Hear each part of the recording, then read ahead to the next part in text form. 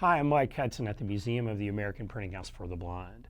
Today in our series of museum how-tos, we're going to show you how to clean vintage vinyl. Actually, not all old phonograph records are even made out of vinyl. This is a really nice recording by a blind duo named Mac and Bob from the 1920s. It's actually a 78 RPM record. It's made out of shellac.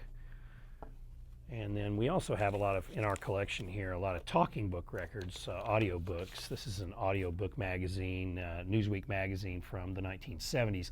It actually is 33 1/3 RPM. It actually is vinyl. But what I'm going to show you works for both shellac and vinyl.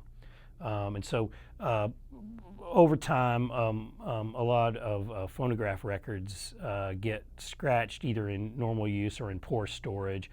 They might also get dirty. So the first thing we're going to do is we're going to take our dust off and we're just going to hit our record to get any loose dust off of it. That dust can be very abrasive as we begin to clean.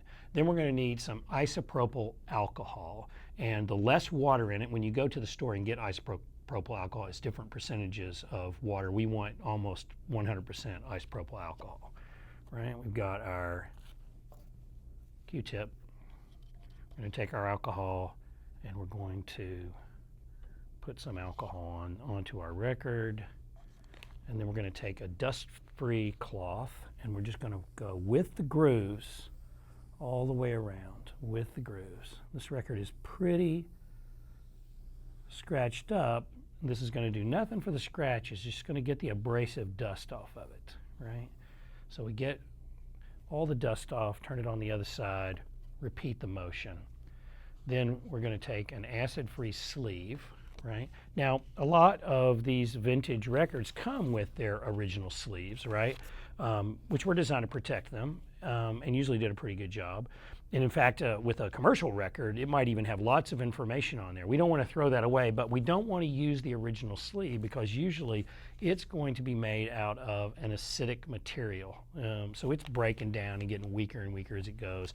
So we don't want that directly in contact with our record. Instead, we're going to get an acid-free sleeve, again from an archival supplies company like Gaylord.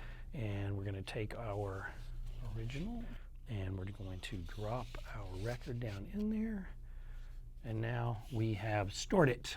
Now I would put it in a box and store it someplace safe. Remember, no attics, no basements.